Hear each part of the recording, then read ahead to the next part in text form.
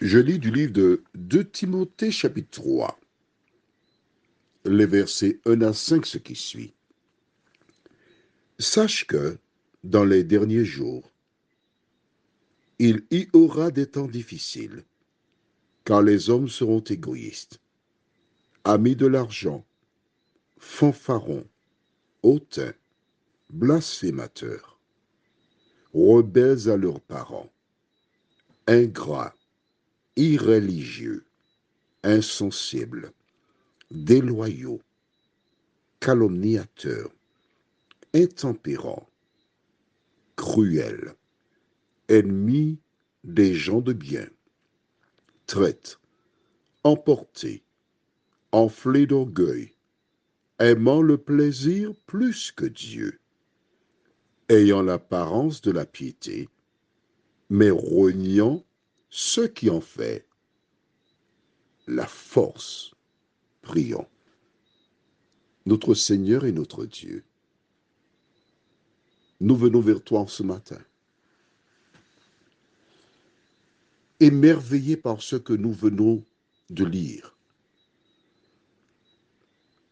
Merci, Saint-Esprit, pour ces bonnes nouvelles et aide-nous à prendre le temps pour comprendre ce que nous lisons. Au nom de Jésus, pour ta gloire éternelle. Amen. Dans le système hébraïque, chez les Juifs, lorsqu'un enfant était rebelle à ses parents, on pouvait le mettre à mort. C'était la loi. Aujourd'hui, nous voyons toute espèce de situation dans notre société. Il suffit d'aller dans un centre commercial, dans un hyper par exemple, et nous voyons des petits enfants, parfois de 3, 4, 5 ans, qui prennent un article, mettent dans le chariot. La mère ose enlever l'article. Et on voit l'enfant qui commence à reprendre l'article, qui remet dans le chariot, qui crie, qui se jette par terre, qui se roule, qui éponge sa loi. Un enfant de 3 ans. Je m'adresse aux personnes qui ont 60 ans et plus. Je ne sais pas, pour en dessous, légèrement en dessous.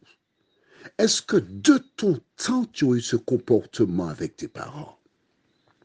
Le parent te regardait seulement et tu urinais sur toi.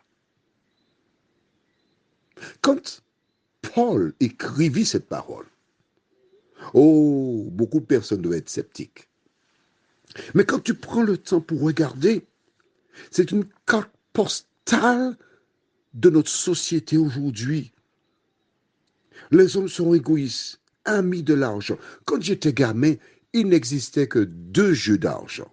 11 sébi, et l'autre c'était pendant les fêtes foraines, les fêtes patronales, où des messieurs avaient une petite table avec des petites voitures, et puis un petit dé faisait avancer la voiture. Mais aujourd'hui, il existe des maisons spécialisées pour les jeux d'argent. Le vendredi 13, quand tu vois non, si tu n'as pas une date un jour et tu vois une file de personnes, tu dis, ah, aujourd'hui c'est vendredi 13. Des gens qui s'alignent pour acheter parce qu'ils veulent gagner de l'argent.